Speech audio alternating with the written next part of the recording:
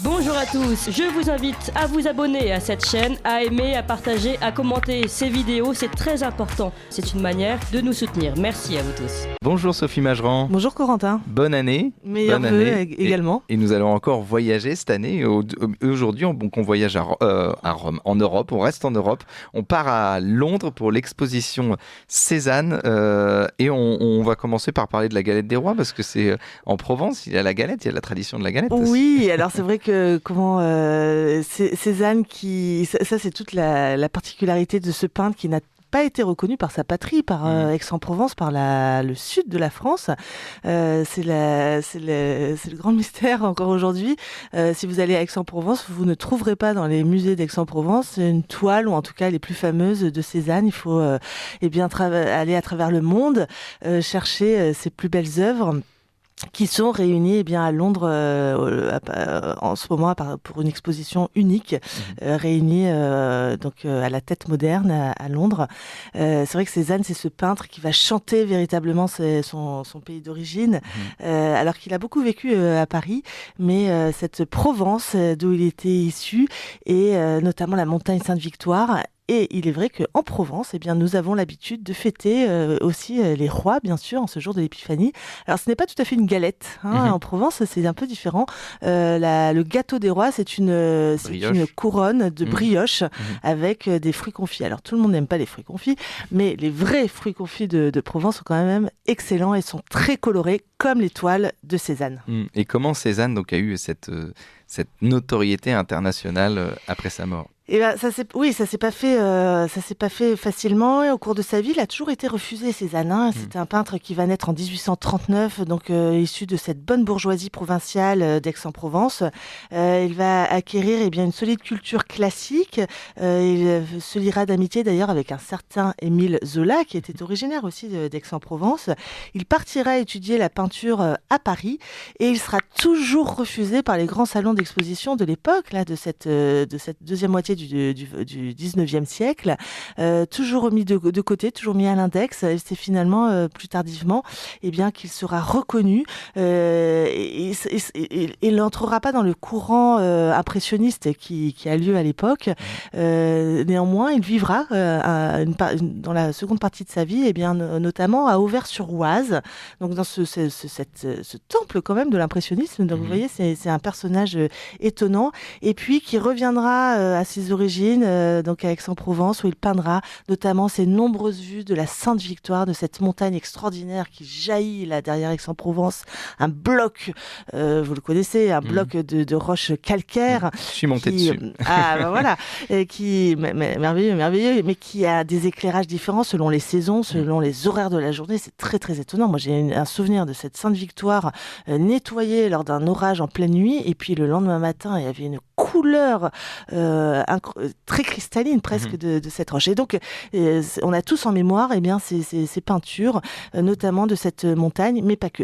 Et il est vrai que, à la Tête moderne, il y a cette exposition extraordinaire qui va avoir lieu à Londres, et où Odeya vous propose de vous rendre du 8 février au 11 février.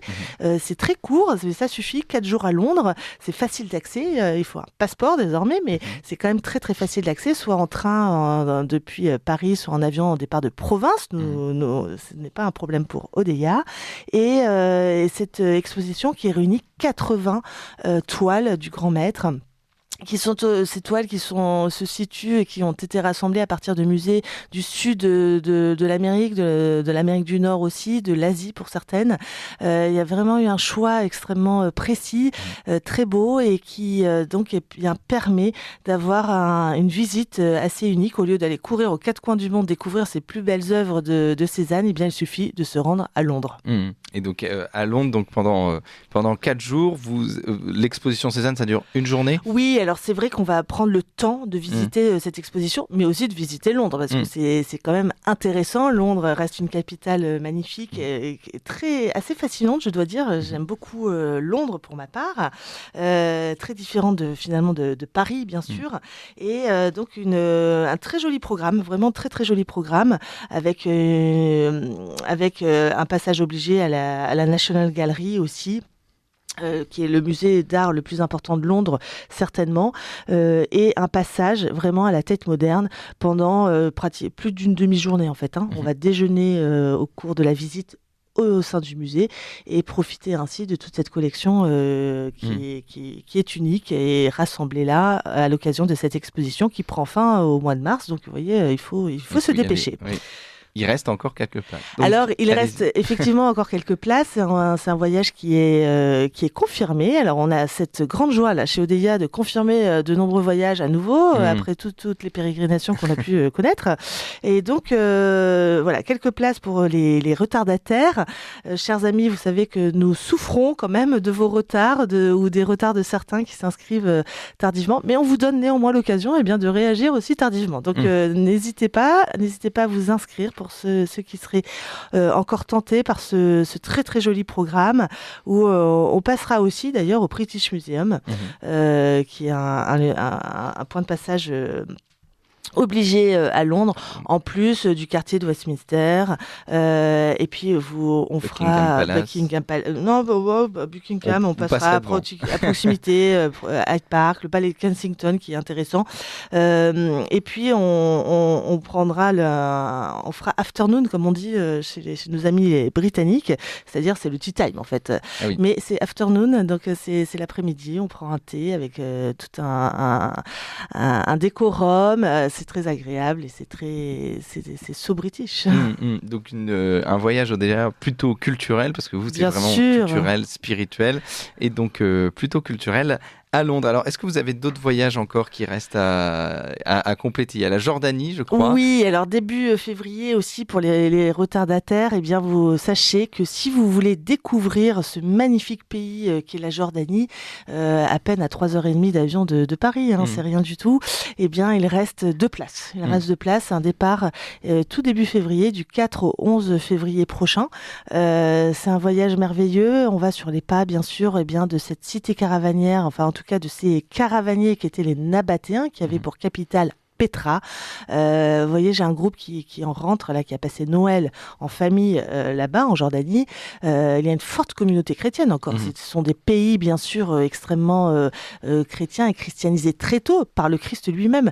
Lorsque ça chauffait à Jérusalem et que le Christ descendait en toute hâte de Jérusalem à Jéricho, il traversait immédiatement le Jourdain et se retrouvait en Pérée, donc du côté de la Jordanie actuelle. Là, c'est dans ces régions-là où ont été enseignés la plupart des grands enseignements du Christ.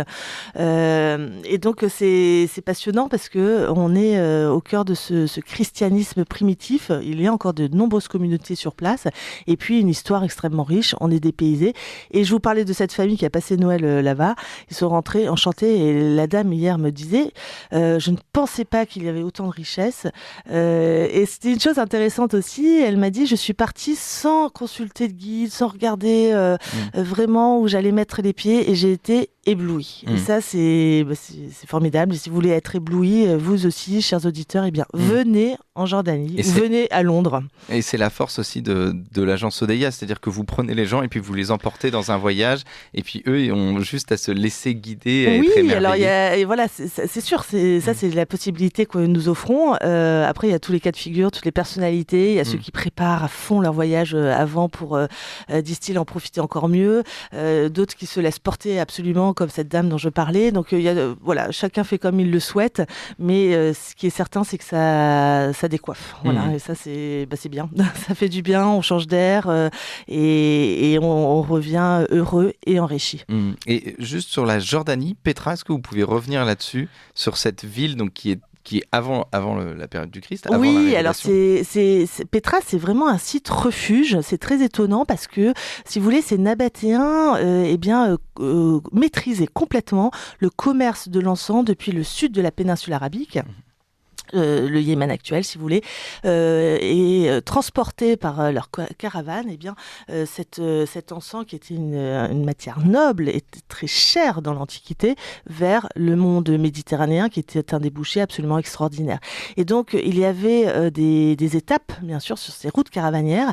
Et finalement, Petra, qui se situe dans une cuvette avec des rochers extraordinaires, était un site refuge extrêmement caché des grandes routes de l'époque, facile à défendre, puisque pour y pénétrer, il faut passer par un défilé extrêmement étroit. Vous avez tous vu certainement ou lu Coq en stock de Hergé avec notre ami Tintin. Et donc, cité caravanière, là où on stockait et on se retrouvait à l'occasion certainement de grandes foires, eh bien, tous ces nomades se retrouvaient à cet endroit-là, et c'est là où ils ont décidé finalement aussi d'enterrer leurs morts, en tout cas les plus illustres. Et donc cette cité creusée dans la roche était essentiellement creusée pour des tombes, les tombes de ces grands rois ou de ces grands personnages nabatéens, qui peu à peu vont se fixer à cet endroit-là, vont devenir sédentaires. Et sachez que Petra avait plusieurs débouchés sur la Méditerranée, notamment Gaza, qui était leur port vraiment de débouché en Méditerranée, mais ils avaient également des comptoirs jusqu'en Alexandrie d'Égypte. C'était des nomades caravaniers qui étaient devenus extrêmement riches du commerce de l'encens. Donc c'est un voyage magnifique, donc un petit peu plus exotique que Londres. Donc on rappelle donc Londres du 8 février au 11 février, 4 jours donc avec l'exposition Cézanne. Tout à fait. Exposition donc d'un Français à Londres. Donc c'est oui, aussi une belle revanche peut-être. Voilà, une belle revanche. Et puis le voyage en Jordanie, il reste 2 places, donc allez-y du 4 au 11 février. Est-ce que vous pouvez rappeler à nos auditeurs le numéro de téléphone de l'agence Odeya? Vous pouvez les appeler. Appelez-nous à partir de 9h30, là nous serons ouverts, donc au 01 44 09 48 68, 01 44 09 48 68, et bien sûr je souhaite une très bonne année à tous nos auditeurs. Et donc vous pouvez consulter tous les voyages de l'agence Odeya sur le site odeya.fr pour cette année. Merci beaucoup Sophie, puis j'ai hâte de découvrir les nouveaux voyages de cette année 2023 de l'agence Odeya. Avec grand plaisir. Merci beaucoup et à la semaine prochaine. Vous appréciez cette émission? Alors aidez Radio Courtoisie à en produire d'autres en indépendance totale. Rendez-vous sur soutenir.radiocourtoisie.fr. Merci d'avance.